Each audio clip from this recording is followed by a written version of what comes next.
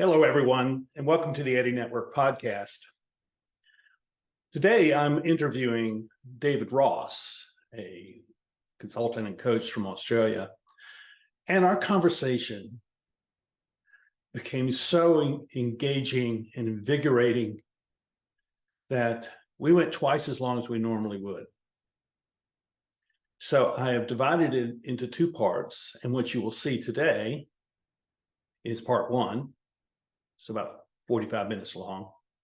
And then next time on the Eddy Network podcast, you'll see part two, which is about the same length of time. I know you're going to enjoy this. David is one of the most appreciative, humble, grateful, encouraging, affirming people that I've encountered through this process of doing the Eddy Network podcast. And I'm so grateful to have met him. And so I think you're going to find that to be true as well. So welcome to the Eddy Network podcast. And here is David Ross. Hello, everyone. This is Ed Brendiger, and welcome to the Eddy Network podcast. My guest today is David Ross, who's from Australia. Yes, I am recording this at night. I think it's in the afternoon there for you, I think. No, morning? Yes, morning. Okay. Welcome, David. Tell us a little bit about yourself, where you live, and tell us something about Australia that, the world needs to know that we don't know yet, and then tell us a little bit about what you kind of work you do. Ed, thank you so much for having me. It's an absolute privilege to be here, and I hope I can provide something of interest to your viewers as well. I live in Sydney, Australia, which is on our east coast. Just behind me, not too far from here, I live near what we call the bush, which is remnant woodlands, and I'm in a very fortunate position where I have koalas. I know this sounds like a cliche. I have koalas not too far from here. When I have time to myself, I get out and try and cut down some of the weeds and plant lovely plants. And unfortunately, wallabies, again a cliche, a wallaby is like a small type of kangaroo, come along during the night and chew on all the things that I plant. So I live in a really lovely part of Sydney. I'm very fortunate. What is it about Australians that the rest of the world wouldn't know? That's a fantastic question. We certainly have perhaps because we're on the driest inhabited continent on the planet.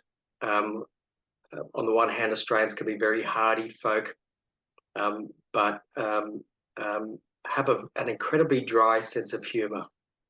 And the number of times where I know people in the Northern Hemisphere listen to us while we try to make a joke. The Northern Hemisphere thinks we're being very serious and sort of think that we're being a little bit weird, but it's just the humour's been misread. I can see that. So that's part of me. I think one of the other questions is about kind of who the heck am I? Yeah. I call myself a strategist and a peacemaker. And through the, in some ways, very unusual experiences and expertise that I have through the years, I work with leaders, organisations and communities to deal with their most complex and often controversial social, environmental and economic challenges. And I love what I do. So underpinning that is essentially that on the one hand, I help position organisations to proactively deal with their biggest challenges, or I get brought in reactively to advise, mediate, group hug, if you like, with people. When there is, I'm mindful of the accent, I say outrage, and by that, just in case the accent's caused any confusion, when there's stakeholder or community anger and conflict towards organisations. Where you find people with the pitchforks and the flaming torches, I'm there in the middle of the mob trying to calm them down and trying to help them, and particularly organisations, have a conversation so that the communities can have a better sense of life. And I can talk about that a little bit later on. And in the case of organisations, to either protect or rebuild their reputation. How did you come to have this facet of your work to be that of peacemaking? I could say in some ways, Ed, that I fell into it, and I'll talk about that in a second. But even when I was at high school, I was referred to by some as the counselor. So I always had like you, Ed, a love for people, a fascination for people, and even in those younger years, could quite readily devote my time to just listening to people, to help them find their way forward. But on the other hand, probably I had been undertaking a lot of facilitation gigs through time. And probably about 15 years ago, the east coast of Australia, in some ways, I was going to say we were grappling with, there was a lot of attention being given to a thing called coal seam gas. And in the US, for example, as I understand it, you have shale gas. Mm-hmm. We have coal seam gas over here. And to cut a very long story short, it's a deeply emotive issue.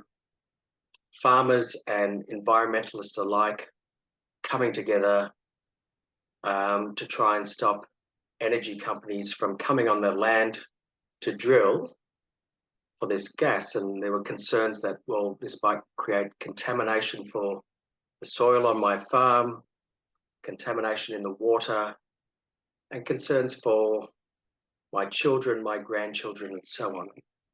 And because I had been doing a lot of facilitation and I had a reputation for listening deeply, I got asked if I could come in as an independent facilitator / chairperson around a coal seam gas project, trying to balance the different needs and ensure that there was dignity for all concerned. And then I started doing a couple of other coal seam gas projects, deeply controversial. And then, if you like, it started to snowball so that now I get involved in mining projects. I get involved in wind farm proposals, which can be, for various reasons, deeply polarizing for people. I get involved in projects around our largest river basin and how water in the driest inhabited continent, how that water is allocated for deeply disparate needs. And so I love what I do. As I think I might have said to you earlier, I have the privilege of being able to listen to the stories of people from all sides of a debate and truly realize that while organizations often see that somebody who is angry with them is, excuse the language, is a bit of a nutcase or a weirdo or something, if you understand the person, you often realize that these are very normal people who have felt like something has been imposed upon their life, their sense of home, and they want to fight for home. They really want to fight for home and their values. So yeah, it's a real privilege.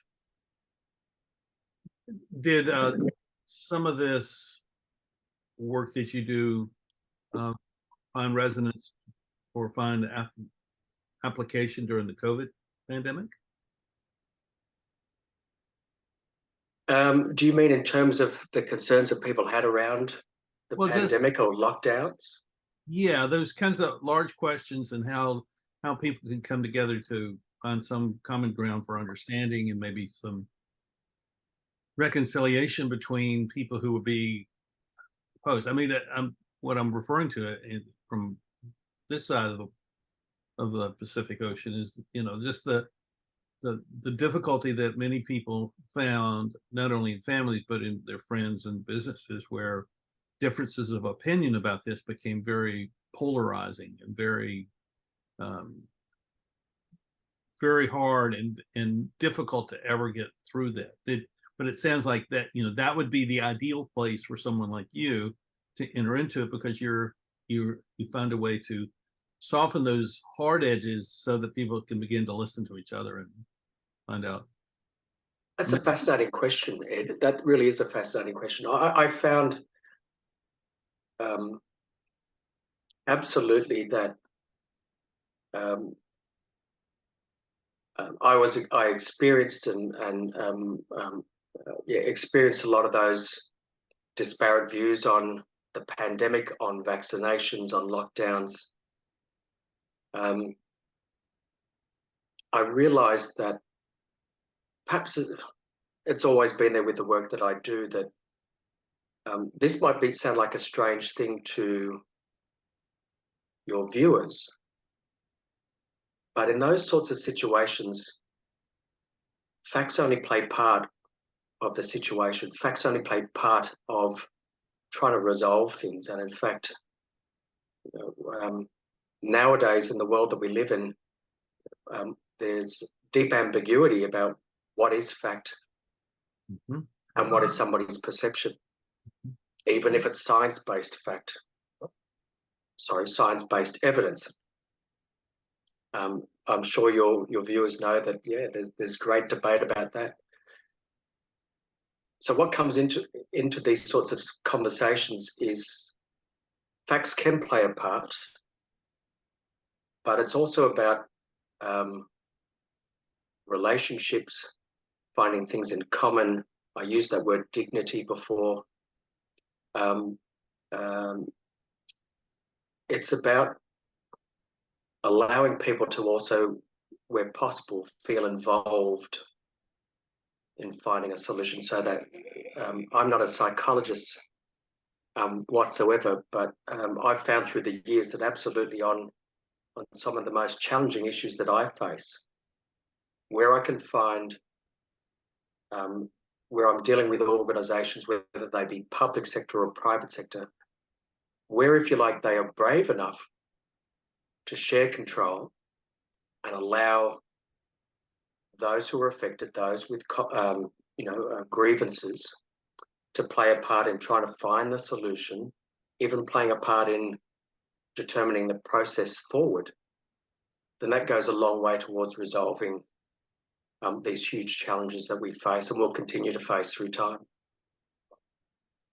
Yeah, I agree with you. I see it as a marker of a great transition that we're going through. That the way we have kind of conducted society up till the last couple of decades was pretty much set in stone, and it was very difficult to change that. I mean, you work with businesses and organizations, and I do too. And what I saw was that there was no that people were willing to talk about ideas and relationships, but they didn't see it as something that should affect the way the organization was structured.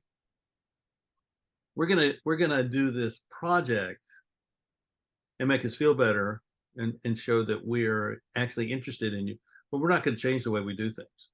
It doesn't really lead to the kinds of change where the relationships really matter as much as, if not more than, the object or the purpose of the company.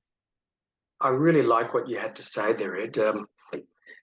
A lot of my work is about understanding the stories that people unwittingly work towards that, the stories that provide meaning to their lives and organize them into action where appropriate.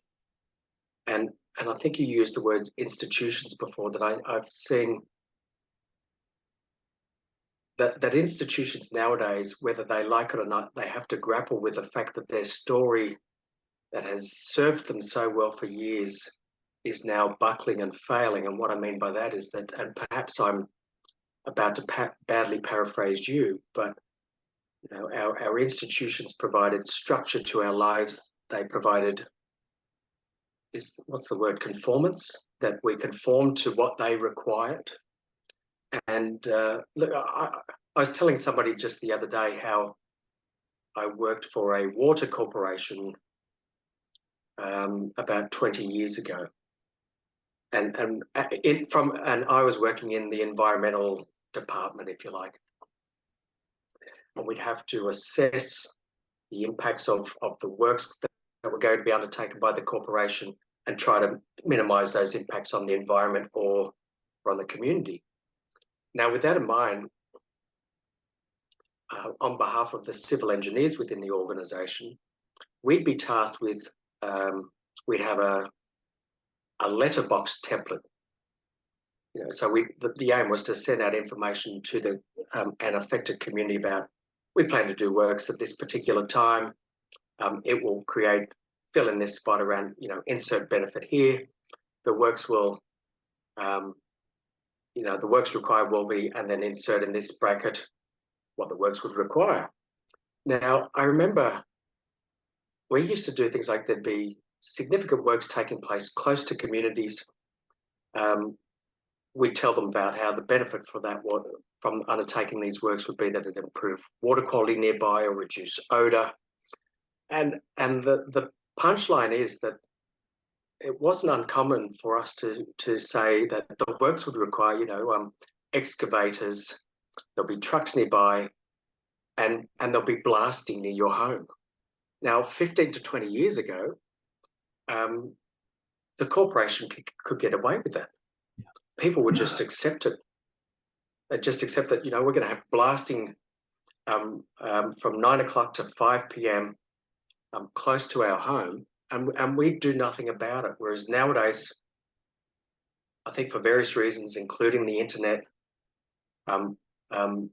communities and stakeholders are more sophisticated, educated, and coordinated in their efforts. And if there's people who are going to have blasting in one area, you can be assured that there'll be people who have just experienced blasting in another area, and the communities can connect and find out how to, fight these challenges. So, times are changing, and I don't see that, in relation to that notion of stories, I don't see that the stories embedded within the minds of corporations, I don't see those stories being questioned, and certainly not changing.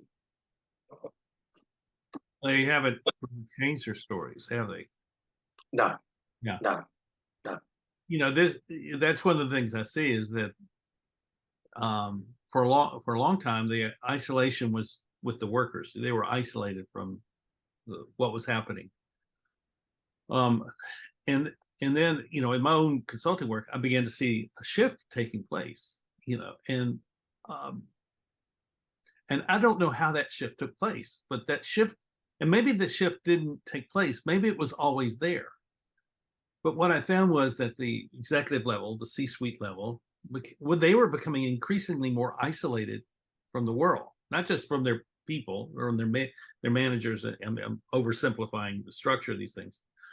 But what I discovered was that there was this thing that I came to call a persistent residual culture of values that persists because it resides in the relationships of people.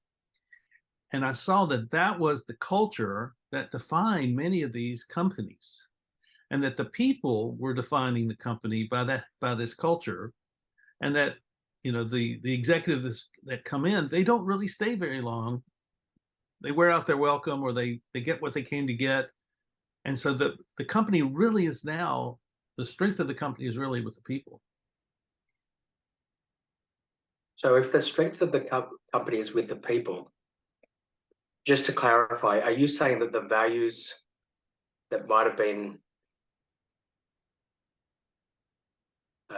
established, through many years, um, remain embedded in the organisation, if you like, and they might get questioned by staff, but they're not being chipped away at by higher up the hierarchy?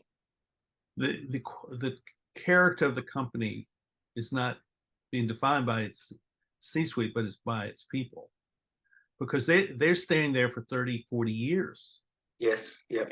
And they're working together. And I was doing some work with a large international manufacturer. I'll just leave it at that. And I discovered that these people loved their company, and they really were very disappointed in the performance of their executives. And it was really painful for them because they loved the company, and they felt like the company was being betrayed by the people who led them. And I thought that was such a fascinating thing. And so I realized that if you have that kind of residual culture there where values really matter to people in their relationships with anyone, you can really do anything it's not that you can do anything you want. You can go anywhere you need to go because you have built something has been built there that if you're the CEO, you're the new CEO, you come and join that culture. You stand beside them shoulder to shoulder with that culture, and then you say, we're going to expand this culture. We're going to take it and we're going to go somewhere because I see what you're doing and I love what you're doing, but we're going to go farther because of what you have created here. And that's what leadership is. So the big question, and absolutely I agree with you, but Ed, the big question to you is, without naming names, are you seeing many corporations or government agencies where that kind of leadership is apparent? There are few companies where that is apparent, I would say. I have worked with some where that is the case, and in one case, the company did a 180-degree turnaround in 2 years, and they went from being very oppressed is the wrong word, but dominated by the top level. Nobody got to make decisions. All decision making went to the top level, and so no problem solving down here. And so if there was a problem at the very lowest level, it percolated up to the senior vice president's level.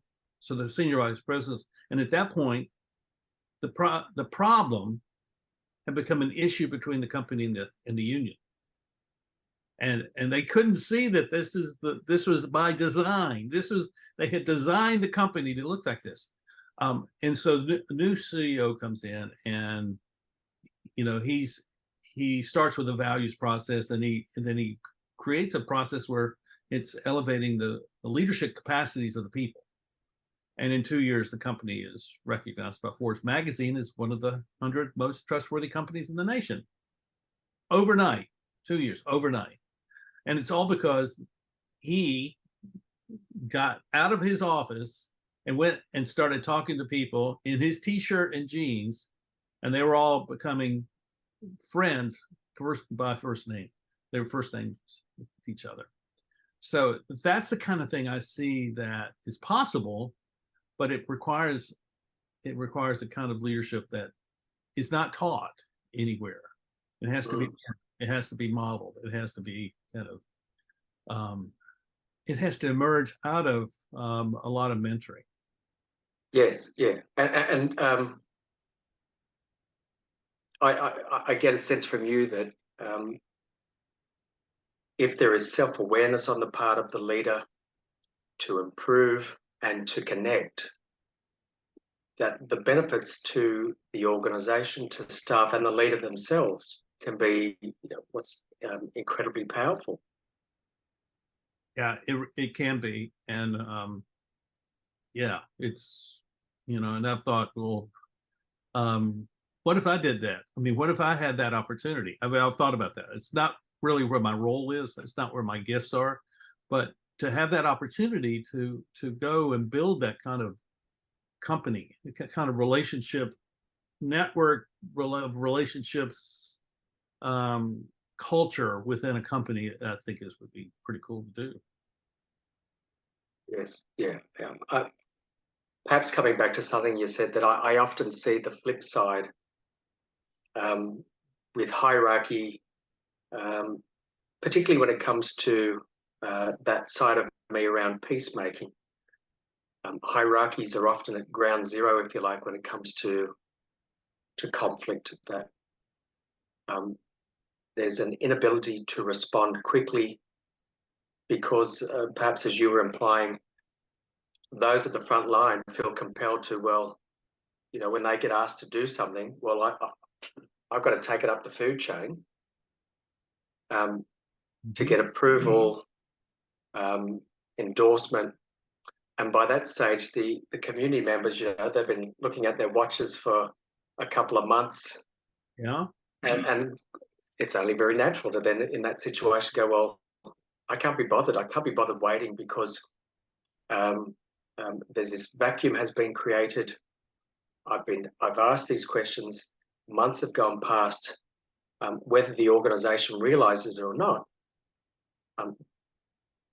what I, as a stakeholder, am taking away from that is that you're kind of, you know, there's no dignity towards me. You don't care about me. You don't care about my community, my home. So I'm going to do all that's possible to ensure that you lose in whatever situation it is. And, you know, I see, Ed, good people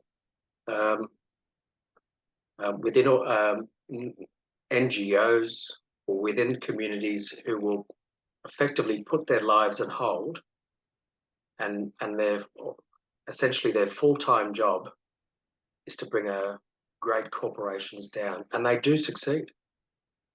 I know they do. So I want to kind of transition to another part of your work, having to do with VUCA. I guess that's the correct pronunciation. Yes, yeah. It's and I'm sure that many people that are watching don't know what that term is, and so but I think that what we have been talking about is a way of addressing these categories of challenges. I think is the way I think you use terms as challenges. So I think it's I'm really interested in hearing what you have to say about this, because it was when I first came across this stuff, I said, "Oh, well, this has been going on for a long time. Where did this come from?" You know, not, it's not it's not new, but this terminology is new, and maybe something there is new that I don't know about, and that's one of the reasons I wanted to talk with you, because I wanted to learn what's going on in the business world, the corporate world, about dealing with these challenges. So it's a fascinating issue for me in terms of VUCA, and I'll explain what it means in a second for your viewers. But it's implying that we are not just in the last couple of years, but in the last couple of decades, we have been having increasing uncertainty in the world, increasing how do I put it? It's very tumultuous. The challenges that we're facing, and you know, as we're seeing with one of your former presidents, there is great ambiguity, great polarization within society nowadays. And so there was some management academics in the 1980s that started talking about that corporations were seeing corporations were now operating in an environment with contradictions, polarizations. Things didn't seem as simple as they had historically felt. Right. We've moved from a linear style world, if you like, where the problems, you look at while I'm not an engineer, from an engineer's perspective, to solve a problem, you put in place your Gantt chart or your project plan. And if you don't know the solutions to begin with, you work through a very linear process and everything gets resolved by the end. We meet quality, budget, stakeholder parameters, if you like. These academics were starting to see that things had become non-linear. We were having more, and forgive me, viewers, if you haven't heard this term either, having more wicked problems in the world. Problems with many root causes, many disparate views on how to solve them, and organisations in response. So these academics observed were being rigid in response. Slothful was another wonderful word they used to describe the situation. I'd suggest that is often still the case, and very quickly come to the point the US Army War College back in the early 90s had heard about this assessment, if you like, that had been undertaken by these management academics and coined this term VUCA, implying that the world is more, that we live in a world that is volatile, uncertain, complex, and ambiguous. So the volatility implies the speed of change that we're having. And while often people think about technological advancements, I'd suggest too that at the moment we're seeing, perhaps in some ways because of technology, changes in people and what they value. We're also seeing significant, what's the word, an increasing speed of change with respect to the environmental challenges we face. And that's not just climate change, scientists are arguing that we are very quickly coming towards a series of environmental tipping points, which will have impacts for us in so many ways we perhaps can't anticipate. The uncertainty is hopefully implied that it's essentially about we live in an unpredictable world. That those engineers that I was talking about a second ago could try and undertake some works nowadays, but we're not comfortable, confident about predicting the outcomes of those issues in years to come. And perhaps that's connected with the fact that we are increasingly connected in what we do. We have increasing complexity in what we do due to everything being interconnected, from environmental issues to social issues to economic issues and commercial issues within organisations. And like I'd implied, the ambiguity, I find fascinating that I come across this so often, and I perhaps talked about this in some ways a little bit earlier, that you could present two people with the same information. Imagine a one page of information, and one person will take meaning from some things on that page, and the other person will take meaning from other things on that page.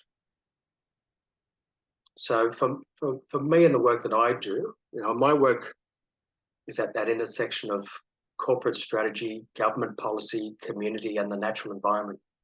I see that there's a lot of well-meaning people out there, and perhaps well-meaning organizations, that are still relying on stories and ways of thinking and processes and behaviors that might have served them well in the past, but now they're coming up against rude shocks. And I talked about processes, and you think about the average strategic plan. Now, with the work I do with government agencies,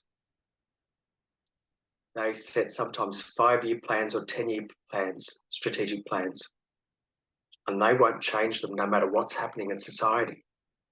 There can be changes in values even within society. Here in Australia, we've just had the Women's World Cup, and who knows, it's had such a tremendous impact on people. It's around women women's rights, the dignity for women. It's, I suppose what I'm trying to say is that, you know, with the last Women's World Cup 4 years ago, it didn't get a great deal of interest. It didn't get a great deal of discussion happening around it. But I'd suggest that we're seeing huge changes taking place in that regard around women, around, as I said, I sometimes trip over my words because I'm mindful I'm a very white, middle-aged man, you know, that doesn't come more privileged than me. But I'd see from an outsider's perspective, if you like, that it's about trying to enhance dignity for women. I hope I'm making sense, but Yeah, you from are. a VUCA perspective, and I think the big challenges for people is that there's so much questioning for corporations and government that needs to take place, from how our staff are trained, from how we run strategy, how we deal with our stakeholders, and how we as leaders lead. You know, are we still leading according to the story of the great leader, if you like, that, you know, I make the decisions and you will all follow me? In a VUCA world, that just doesn't work. I believe that we need more a story of shared leadership, Yeah. involving those with the necessary skills and interests that are required to find our way forward. But we're not there yet. So we need to be more agile, more inclusive, and inclusive from a strategic perspective. Emotional intelligence needs to ramp up a number of notches, and so these are challenges for organisations. But coming back to your example before of the leader who worked on themselves and then worked with their staff and was genuine about their staff, where leaders and organisations have the awareness and the sincerity to try and change, these challenges can become significant opportunities. Yeah, I like the term because I like all of those things. I mean, I feed off of volatility, uncertainty, complexity. You know, I love complexity and ambiguity. I feed off of all that because it incites my creativity, and I don't. Yeah, well said. I don't have to just to do the same thing over and over the same way, you know. And it's yeah, and that's been my personality for a long time. So, you know, well, this is the way it is. But here's what I'm interested in, because I think that the starting point for most of us is not to kind of figure out what's going on with the company, because that's a huge object out there, but really what's going on inside of us. You know, that's that issue of self-awareness, you know, or that issue of how we are orienting ourselves to this world that we're in, which has all these dynamics of motion and energy transfer. I mean, all these different things are going on, and it has an effect upon us and how we feel about ourselves. So what do you think is how do you think about that in terms of how we as individuals should approach this in terms of our own self-awareness? That is a fantastic question. That's a really fantastic question. And in some ways, I'm going to probably try and stall while I come up with a fantastic response, Ed. But well, why don't you make it personal and say, this is what I've done. As you've engaged with these ideas, and as a result, you've had to address that. I'm assuming from a personal point of view, which is, how do I deal with volatility? How do I deal with uncertainty? How do I deal with ambiguity and complexity? How do I do that? What have you have? Oh yeah, hacks there, you know that you did that helps you. I like the term, instead of the term being, I like the term becoming. Yeah. I like that it's not a, and forgive me for getting too, I'll try not to get too philosophical and try and remain practical, but Go for it. it's almost like a mindset that rather than thinking like in response to the changes we're experiencing in the world, that, you know, I need to get to an end point. So if I work hard, I'll get to that end point and that's it. For me, I like the term becoming because it's kind of implying that from a place of humility, we need to keep learning, keep adapting, keep appreciating who we are, keep appreciating our biases, and how they can, in some ways, limit us. You know, humans are amazing, an amazing species, and you know, we're fantastic at adapting where we're required. But in my case,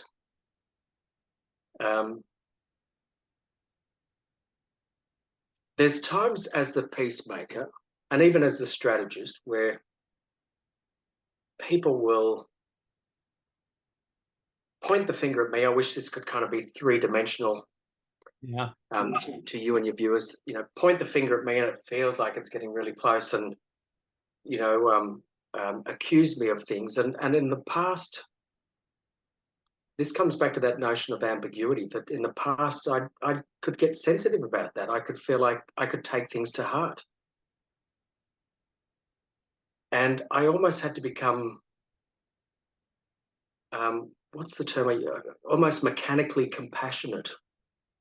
By that I mean that I'd go and, there were times when years ago, I'd have to go and write down, almost like a journal, write down, well, why did the, you know, because it had come from a place of sensitivity towards me, or I'd felt sensitive, you know, and take it to heart. So I'd be writing things down. Well, why were they saying that, you know, and how dare they? And, you know, there'd be a few words that I'm not going to share with your viewers, but I'm sure they got a sense of what they could be, because Sure. I was feeling hurt. I was feeling hurt about, you know, my views were being questioned, and I had that, you know, before I started up my business, I had that view of becoming the great leader. Uh-huh. I had undertaken a great MBA with one of the best universities here in Australia, and I was on a pathway to having an executive position in government. And I've just realised in some ways I'm perhaps going off on a tangent, but I think this is actually quite relevant. No, this is great. Perfect. Thank you. Quite relevant to your question all the same. It's about meaning. And in my case, I'm in an organisation, a government organisation. I'm head of strategy, head of corporate responsibility.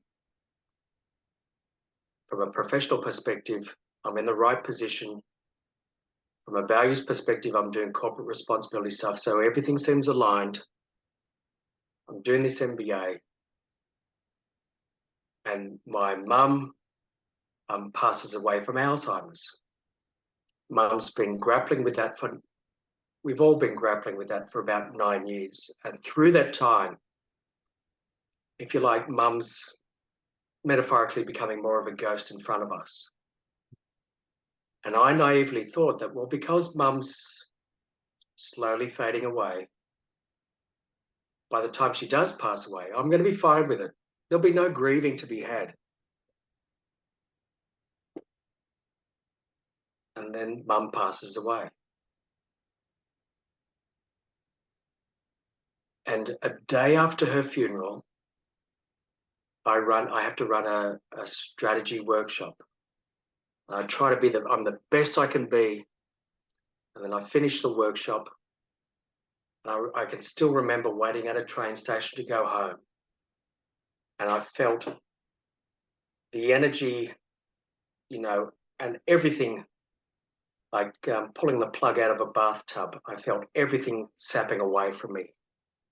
And the tears started to come. and the grief had finally arrived, and it made me question where I placed meaning for my life and for my family's life. Mm. It got me. That was perhaps a starting point, Ed, to me questioning what was going on and how I wanted to deal with what was going on, and try to deal with it with integrity, with value and respect for others, because I thought that from my young children's perspective at that point in time, what would I want them to see from their dad? And so going forward, very quickly, I always try to stick to, the memories that I had of that experience for me. And I always try to seek feedback from an array of people who I've often met, or think about things from their perspective. And I still use a journal to this day, not so much from a sensitivity perspective, but boy, it's about learning from people. And I talk very quickly. I had a book published last year, and I make reference in that book to, I strongly believe that we need sort of 5 million or 5 billion leaders in the world to deal with what we've got. Mhm. And that comes about from a mindset of being deeply respectful in each and every person and what they can bring to any situation. That's a lengthy answer, but I hope it answers your question. It's a fantastic answer, because what you've illustrated by your life is that if we take this VUCA thing, volatility, uncertainty, complexity, and ambiguity, we take all of those things, those challenges, as a business or as a nation, we really cannot deal with them until we have learned to deal with it within ourselves. Yeah. That idea of becoming is compatible with this. One of my guiding principles which is that we're all in transition, every one of us, all the time. So there's a change happening to us all the time, and you can either choose to say, I don't want to change, I want to stay the way I am, or I'm going to embrace it. I'm going to figure out where I can go with that. And I think that's what you did. And I think that really is the only option for dealing with the kinds of changes that we're facing in the world today. Yeah, well said, Ed. And I had the real privilege during the pandemic of interviewing people in Beijing, Inuit people in Alaska, people in Africa, and boy, how that informed me. And I know that we talk in society about the Western worldview and what that means, but hearing things, the way people see the world from those vastly different cultures, vastly different perspectives to mine. Again, these are learnings that people shared with me that I haven't forgotten, stories that I haven't forgotten. But what I found fascinating from all the people that I interviewed from across different parts of the world, the really fascinating things were that almost each and every one of them talked about curiosity and humility. And I think in terms of, as you put it, the transition that we all have to face, Yeah. I really love those terms. For me, I'll call it a compass. That if I keep those two words for me, they're incredibly powerful words. A curiosity about organizations, about community, individuals, the natural environment that we live in, the humility to appreciate that I used to see myself as a consultant, that I'd come in and I'd solve your problems. I learned that lesson years ago, but I see that I enable the people that I work with. I facilitate, enable them with my support for all of us working together to find a successful way forward, and that comes from great, a need for me to be humble and appreciate that I only have part of the answer. I really do.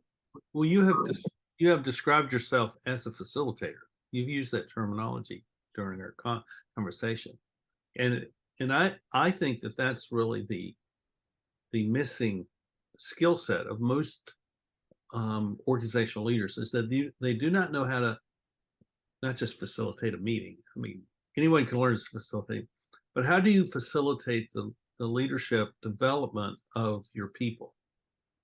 I think that's the big challenge, because it means that you're changing your mindset. You're embracing VUCA, but you're also saying, okay, who are we and where are we going, and what kind of organization do we actually need? And is the one we have suited for that? I mean, these are all the big questions that I see that these academics who came up with the VUCA model or framework or wherever it is, that's what I see them doing. It's just saying, okay, now it's time to talk about change, and here are 4 areas that we can talk about change in a very meaningful way, that we can go have some substantial effect upon the world. So, and I think that's where we're headed. And to me, it's exciting. David, it's been really great to have you here. This has been fantastic. It's been so much fun.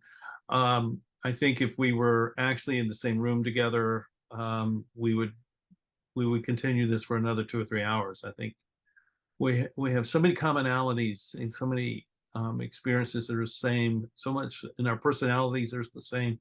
I really appreciate who you are and what you've done with your life, and what you're giving to us through your work there in Australia. Ed, thank you so much. If we were there in person, I'm a very huggy kind of person, so I'd be giving you a hug. Me too. To show you how much I have enjoyed time with you, enjoyed not just talking to you, but listening to you. And it's meant, while I haven't had the chance to thank a lot of people in my life for the impact they've had on me, this is a conversation that will definitely stay with me. So thank you so much for your time. We're going to do this again.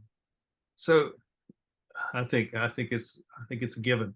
So tell us how to find, how our guests, or how our viewers can find you, and if they want to have a conversation, what would that might be like?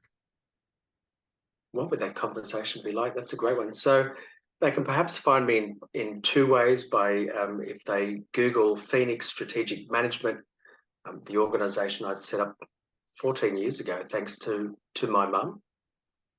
And they can Google me through confrontingthestorm.global, where you can find out about my book, which essentially reflects so much of what we've discussed today. No. What's a conversation with me going to look like, or why will people reach out to me? They reach out for a couple of reasons, and a lot of it's about, again, a reflection of what we've discussed today. Leaders or managers who have realized that while they're good people, caring people, that what's got them to here in terms of their skills, their behaviors, their ways of thinking, that might have served them so successfully to this point, they're now finding that, well, they might even be questioning that whether some of those things are an obstacle, and that's no reflection on them. It's a reflection on the change that we're experiencing. So they might be trying to figure out, well, how do I engage my people better, or my stakeholders better? Or how can I play a part with my staff and my stakeholders in visioning a more exciting time for our organisation? The viability of our organisation might be coming into question. So I often get involved in those kinds of conversations about positioning organisations in a world of VUCA. Or alternatively, people call me quite reasonably, again, they're good people, but boy, we're feeling overwhelmed with the anger that's being directed at us by our stakeholders. We've tried lots of things. It's just not working. We really are trying to do the right thing, but that's not what our stakeholders or our communities feel. So I get involved in those conversations, and those conversations start off by me just wanting to listen to you and find out more about who you are and find out more about your challenges. And then we take it from there in a respectful way, where I'm deeply supportive of you. And as I've used that word a few times, your dignity and those of your staff and your stakeholders is paramount to me. And through that, we'll get significant benefits for you and your organization. That's fantastic. Thank you. So thank you, David, for being on the show. And thank you, everybody, for watching. Please subscribe, hit the like button. And if you have a comment or comment, please let us know. And this will be the end of part 1. And we're going to have a part 2 because this conversation has been that good. So come back next time for the Eddie Network podcast for part 2 of my conversation with David Ross. And we'll see you then here on the Eddie Network podcast. Bye-bye.